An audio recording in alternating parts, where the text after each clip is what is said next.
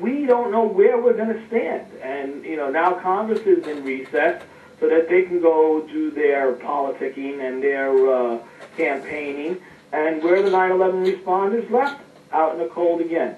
But if there was another national catastrophe, they'd be looking for us, and you know we'd all be there, because that's the type of people we are. We do for our country, but we want our country to do for us now. And our country has let us down. And if I may, I'd like to give everybody Mayor Bloomberg's number so that they could call Mayor Bloomberg and tell him that he needs to back this bill. Is that all right with you, Farron? Yes, sir. Okay, that phone number is 212-788-3000. That's the office of Mayor Michael Bloomberg in New York. And you just tell them that you want him to make his, change his decision, and you want him to support H.R. 7174 and take care of the 9/11 responders, which he had promised he was going to do, and now turns around and does it. And you know what? He's a multi-billionaire. He doesn't care about us. He cares about himself and money against human life. Sir, this is Brian. Good morning to you. Good morning. Also, I had called Nancy Pelosi's office a few days ago, left a message for her to pass this. I would just like to take a moment to address our listeners again. These are our nation's heroes. They came to our aid when we needed them most. They didn't hesitate. They went into harm's way, many of them knowing full well they would probably not make it out alive, and of course many of them did not. And sir, I would like to, we've never done a fundraiser here at the Real News, but we would just like to do anything and everything within our power to help you, the Feel Good Foundation, to raise money for our nation's heroes. And again, listeners, they're being thrown out on the street. They can't afford food. This is just disgusting to happen in a country that's handing out billions upon trillions to other countries. Right. Well, the best thing, and we appreciate that, because that's how, we're surviving right now, is on the generosity of the American people. And the best thing that Real News could do for us is, A, put the information for the Feel Good Foundation on their website, which is fealgoodfoundation.com. People could visit that website, and there's a place where they can donate on there. And if you could put a link to that website on your website, that would be great. That's something that we would really appreciate, because the only way that first responders are surviving are like organizations like the Feel Good Foundation. And thank God for the American public, who have been so generous to us and have stood by us and have rallied by us, and now the politicians, they don't care about us, and it's a damn shame. We will put that on our website, Mr. Giles, and I wanted to ask you a question. Do you think Christy Todd Whitman's assertion that the air was safe to...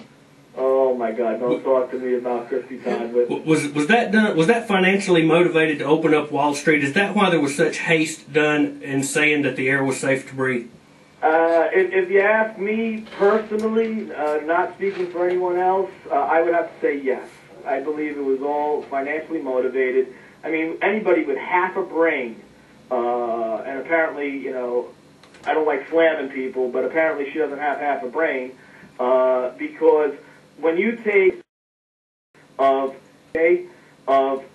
concrete, brick, plastic, glass, neon, jet fuel, human remains, wood, cleaning agents, and the 225,000 other chemicals that were in those towers, and you add 3,000 degrees to it, okay, and you inhale that, not counting the pulverized glass, okay, you take that and you add 3,000 degrees to it, and then you inhale that for at the time of the collapses, and then in the months and months thereafter that we worked at the pile and we did more detail, the air is not safe. Those buildings were built prior to 1979, when they were still using lead-based paint.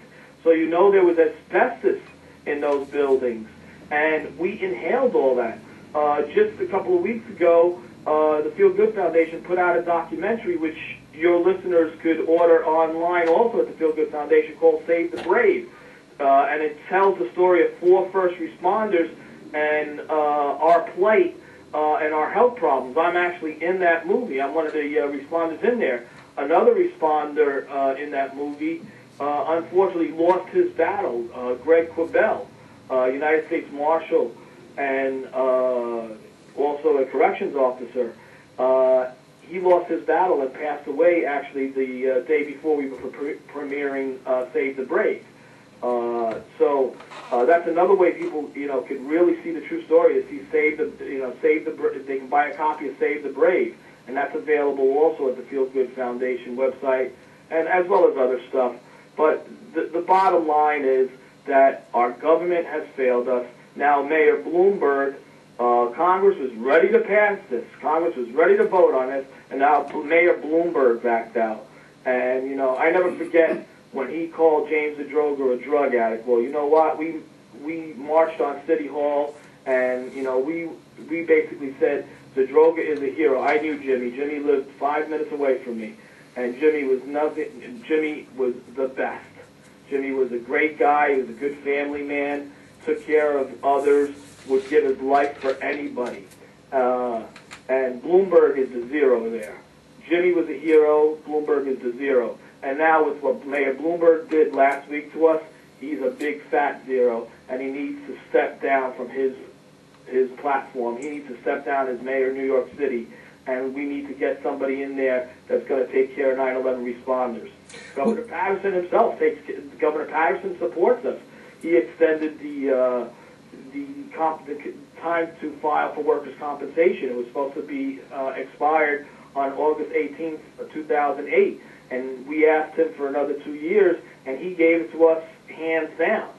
So, kudos to Governor Patterson in New York. But Mayor Bloomberg, he needs to go. We have heard some varying numbers as far as how many people have had breathing difficulties and health issues as a result of being a first responder, and we've heard numbers as many as 205 firemen have died as a result of their work at Ground Zero. Can you give us any? I can tell you that since 9/11, we have lost. I believe the number is closer to 300 first responders that we have lost. Sick, there are thousands and thousands and thousands of us that are sick, that are being treated in the centers of they're called the Centers of Excellence, the Mount Sinai Monitoring Program, which has satellites at Bellevue, at Stony Brook in Long Island, at UMDNJ, which is where I go in New Jersey, Robert Wood Johnson Hospital, which is where I'm taken care of. And they have linked our illnesses. And let me tell you, we have to present documentation and proof, and they really check our backgrounds, and they take care of us. And without this bill getting passed, these centers of excellence are going to get closed down, and then what's going to happen to us? We're in trouble. 9/11 responders are in trouble. Our health is failing. I mean, I'm 41 years old. I used to work 60, 70 hours a week. I've dwindled down to a man that walks with a cane, has to take 26 medications, sleeps with a machine at night to breathe, okay, a CPAP machine, has to use a nebulizer 4 times a day, and now they found nodules on my lung, which they have to test to make sure to see if it's cancer or not. It's ridiculous, but the number of sick is in the thousands and thousands. And I'm not just talking about first responders. We also have to remember that this bill was also going to assist the residents that lived in and around Ground Zero and the children from the Stuyvesant School, which we have seen it's statistics. I don't know the exact number, so I don't want to give you that number. I don't know the exact number, but statistics are showing that there is a serious rise in asthma in the children from the Stuyvesant School that were there on 9/11. And, this bill, if passed, would have made sure that all these people, not just responders, all these people, responders that live across the country that were affected by 9/11, that have moved out of New York area, the people that live in Oklahoma and California now, and responders that came from far and wide, would all be covered under this bill.